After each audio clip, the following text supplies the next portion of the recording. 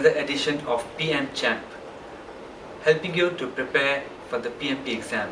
Here are a number of tips. One of the easiest areas for you is the closing process group. There are only 2 processes in the closing process group. So out of the 42, if you can master these 2 processes, you can easily get 16 questions correct on the PMP exam. Which are these 2 processes? Close procurements and close project or phase. Only these 2 processes fall under the closing process group. And the kind of questions that come from this is, which comes first? Administrative closure or contract closure? What do you think? If you can answer this correctly, it's going to be an easy area for you. So where does the actual confusion come from? That's because people who don't have experience in procurement, managing vendors, contracts, they do not have the idea whether a contract is closed first or not.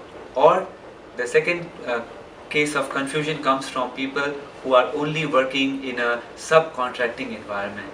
For them, the project starts when the contract is awarded and the project closes when the contract is closed. So they think that the contract closure is the first and the last thing. But for PMI, if you want to get these questions correct, you have to understand that contract closure will come first, and it can be done multiple number of times, whereas administrative closure is only done once for every project or end of a project phase. So what happens? The administrative closure is the final completion and closure of a project. This is a part of integration management.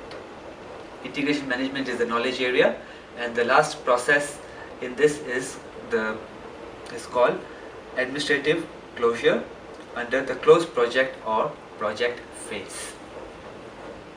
So when does the administrative closure kick in? When all the work has been successfully completed and accepted by the customer. That's when we say that the project is administratively closed. So all issues by then should have been resolved. In contrast, when is a contract closed? So the contract closure is upon reaching the end of the contract, when the contract is terminated or successfully closed. Now it is possible that the prime vendor, your contractor, your buyer may actually close the project if it is not successfully completed, or the project is no longer going to be continued. In this case, we can reach a contract closure. Now remember, contract closure has to be done first before the project can be successfully closed using the administrative closure. So the seller may need to be compensated, but this is the correct procedure and step by step. So I'll give you the 3 key differences. Procurement closure is done before the project is successfully closed.